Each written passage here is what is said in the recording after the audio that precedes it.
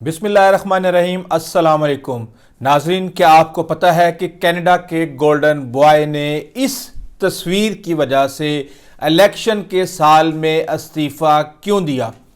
میں آپ کو بھی بتاتا ہوں۔ آپ نے کبھی پرائی شادی میں عبداللہ دیوانہ ناچتا ہوا دیکھا ہے؟ نہیں دیکھا تو میں آپ کو ابھی دکھاتا ہوں۔ ٹرمپ نے مشرق وسطی میں آگ کا دریا بہانے کا سندیسہ دے دیا ہے۔ اس کے پیچھے کیا وجہ ہے؟ اور گورو آریہ کو ٹھوکنے کا بہت شوق ہے تو آپ کو بتا دوں کہ ہم نے 19 خوارجی ٹھوک دیے ہیں۔ اس کے ساتھ ہی ایران بھی میدان میں آ گیا ہے اور طالبان کی مخالفت شروع کر دی ہے۔ ایران اس کھیل کے اندر کیا کردار ادا کرنے جا رہا ہے، اس کے اوپر بھی بات کریں گے اور آپ کو بہت سی ایسی خبریں دیں گے جو بھارت افغانستان کے اندر کھیل رہا ہے۔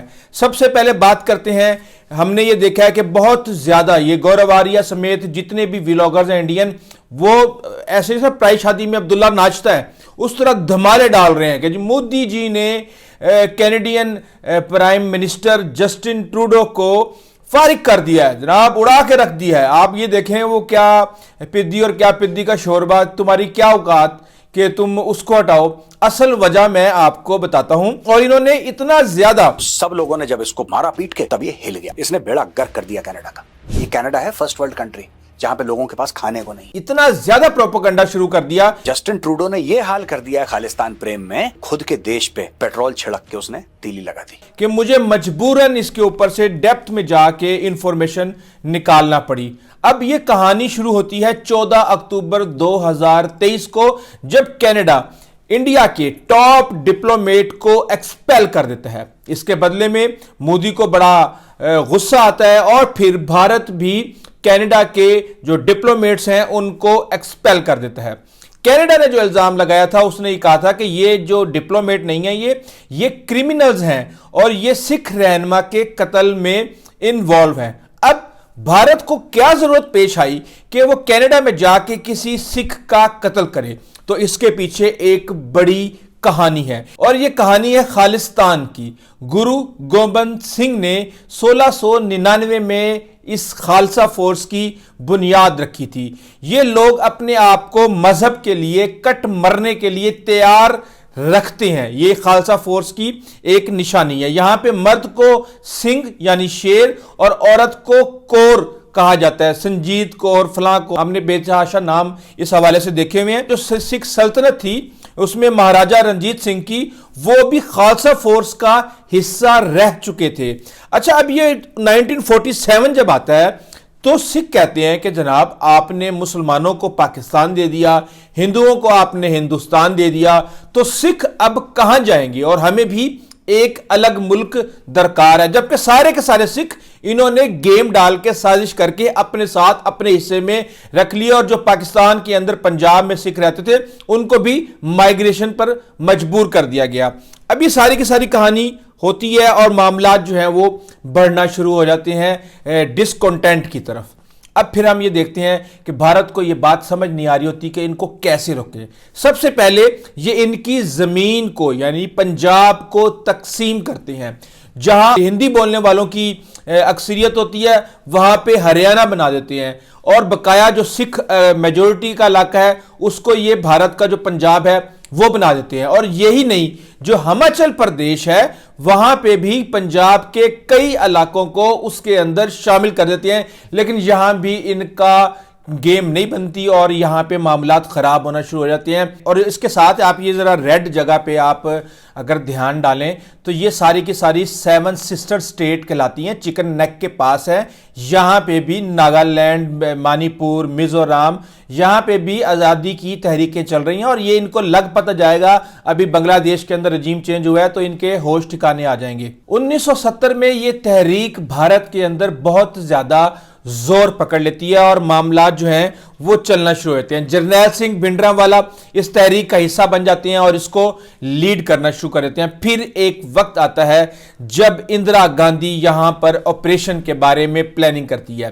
اچھا، میں آپ کو بتاؤں کہ یہ ان کے دماغ جو ہے نا اتنے موٹی بدھی والے ہیں یہ کہ ان کو اس وقت بھی آپریشن کرنے کے لیے MI6 کا आसरा लेना पड़ा और एक सन डाउन के नाम से ऑपरेशन प्लान किया गया और उसमें जब कैलकुलेशन हुई कि कितने फौजी मर जाएंगे, कितना नुकसान हो जाएगा, तो उसको फिर कैंसिल करके ऑपरेशन ब्लू स्टार लॉन्च किया गया और उसमें इन्होंने टैंक चलाए, गोल्डन टेंपल के ऊपर टैंक चलाए और बेतहाशा सिखों को इन्होंने वहां पे मार दिया। और इस ऑपरेशन के अंदर 83 भारतीय फौजी जो हैं वो इसके अंदर मारे गए। लेकिन जब यह मामला खत्म होता है तो इंदिरा गांधी को भी 31 अक्टूबर 1984 को उसके 2 सिख गार्ड ही कत्ल कर देते हैं। जब ये कत्ल करते हैं तो वहां पे सिखों के और हिंदुओं के दंगे शुरू हो जाते हैं और फिर आपको पता है कि जो भारत अपनी माइनॉरिटी के साथ करता है वो पूरी दुनिया को बड़े अच्छे तरीके से पता है। उसके बाद सिख जो हैं वो भागना शुरू हो जाते हैं और उनको कनाडा में सबसे आसान टारगेट मिलता है। अब इस वक्त अगर हम देखें तो 8 लाख सिख जो हैं वो कनाडा में मौजूद हैं और 2021 में जब खालिस्तान के लिए रेफरेंडम करवाया गया तो 4 लाख से ज्यादा सिखों ने इस रेफरेंडम के अंदर वोट दिया। ये रेफरेंडम होता है तो मोदी जी के हाथ पांव कांपना शुरू हो जाते हैं और फिर ये प्लानिंग होती है कि वहां पे जाके किस तरीके से मामलात को हैंडल किया जाए। अब जस्टिन ट्रूडो आते हैं यहां पे और वो भारत का किसी भी किस्म का प्रेशर लेने से इनकार कर देते हैं और वो कहते हैं कि हम फर्स्ट वर्ल्ड हैं, यहां पे आजादी राय है, ये जो भी एक्टिविटी करना चाहें ये कर सकते हैं। और सिखों ने कनाडा के अंदर इतना कंट्रोल कर लिया कि जब लास्ट इलेक्शन हुआ तो 18 लोग कनाडा की पार्लियामेंट में सिख थे और इस हवाले से जस्टिन ट्रूडो कई दफा कह चुके हैं कि जनाब इतने तो मोदी सरकार के अंदर सिख नहीं है जितने मेरी कैबिनेट के अंदर सिख हैं। बहरहाल यह मामला सिर्फ सिखों और खालिस्तान का नहीं है।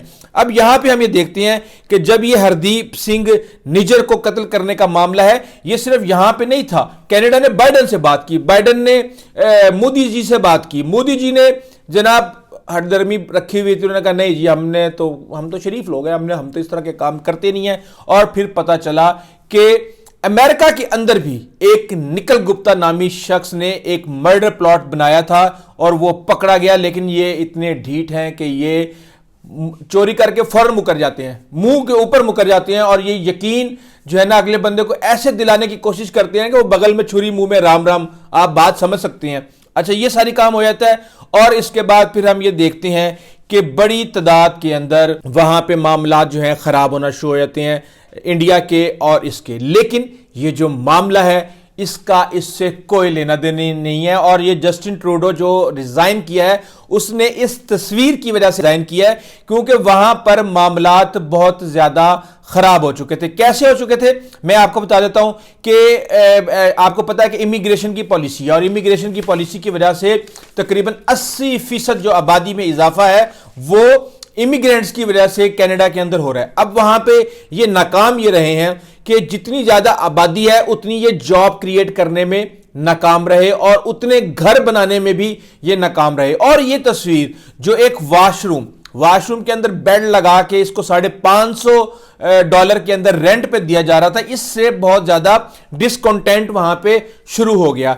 अच्छा, अब हमने देखा है कि 2022 के अंदर जब एक सर्वे हुआ तो जो इमिग्रेशन की ओपिनियन थी वो तकरीबन 27% लोग जो है वहां पे कनाडा में इसके खिलाफ थे और जब 2024 में हुई तो 58% लोग जो हैं इस इमिग्रेशन पॉलिसी के खिलाफ हुए। अब आ जाते हैं ट्रंप साहब आके एंट्री डालते हैं और वो उनकी सारी की सारी कैंपेन ही टैरिफ और इमिग्रेशन पे है। अब वो कनाडा को ये कहते हैं कि जनाब आपने यहां पे इलीगल इमिग्रेंट्स को रोके वरना हम आपके ऊपर 25% जो है टैरिफ लगा देंगे। यहां पे जस्टिस ट्रूडो और उसकी पार्टी के जो दूसरे लोग थे, फॉर एग्जांपल पिछले हफ्ते क्रिस्टिया फ्रीलैंड ने रिजाइन किया और ये ना सिर्फ वजीर खजाना थी बल्कि ये डिप्टी वजीर आजम भी थी। तो अंदर ये इख्तलाफात पॉलिसी मेकिंग के हवाले से इनके शुरू हो जाते हैं और उसके बाद ये देखते हैं कि आपका अमेरिका के साथ $600 बिलियन का ट्रेड है। इसका मतलब यह है कि आपको $150 बिलियन तो आपको सिर्फ और सिर्फ टैरिफ की सूरत में देना पड़ेगा।